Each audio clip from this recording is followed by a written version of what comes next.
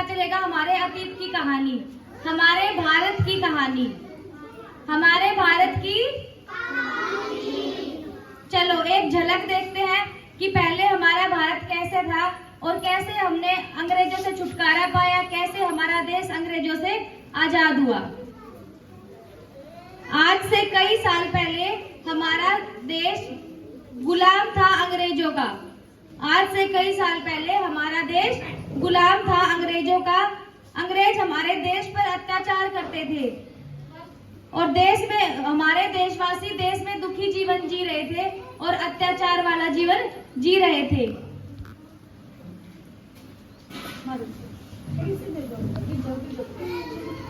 अभी देखो ये अंग्रेज कैसे मार रहे हैं। अरे तुम जल्दी से टैक्स पे करो। याद रखो अब हमारा भारत है, तुम्हारा भारत नहीं है।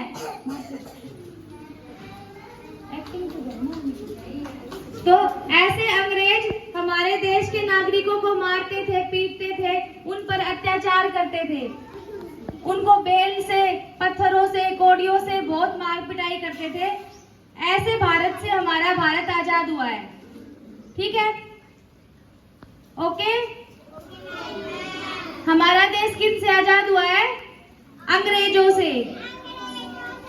अंग्रेज क्या करते थे? दुर्व्यवहार, जुल्म करते थे। किस पर? हमारे नागरिकों पर, हमारे देश के नागरिकों पर। हमारे देश के कुछ क्रांतिकारी थे जिन्होंने हमारे देश को आजाद करवाया, जैसे कि भगत सिंह।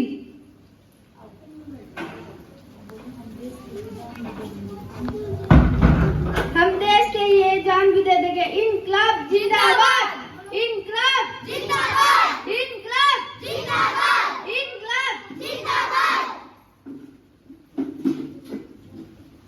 गांधी जी जिन्होंने सत्य और हिंसा की हमारी ताकत समझी और अहिंसा के रास्ते से हमें आजादी दिलाई। भारत माता की जय, भारत माता की जय। देश की रक्षा कौन करेगा? हम करेंगे, हम करेंगे। देश की रक्षा कौन करेगा? हम करेंगे, हम करेंगे।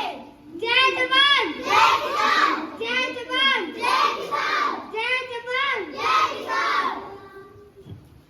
सुभाष चंद्र बोस।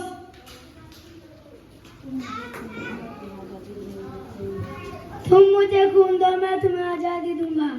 सुभाष चंद्र बोस जी ने क्या नारा लगाया था? तुम मुझे खून दो, मैं तुम्हें आजादी दूंगा। इसका मतलब क्या है कि अपने देश के लिए लड़ने के लिए अपनी जान की बाजी लगा दो। तुम खून दो अपना, मैं तुम्हें आजादी दिलवाऊंगा। किसने नारा लगाया था ये? सुभाष चंद्र बोस ने। क्या नारा लगाया था? तुम मुझे खून दो, मैं तुम्हें आजादी दूंगा। रानी लक्ष्मीबाई आखिरी सांस तक लड़ती रही हमारे देश को आजाद करवाने के लिए। भारत माता तुम्हारे बलिदान से हमारा भारत आजाद हुआ।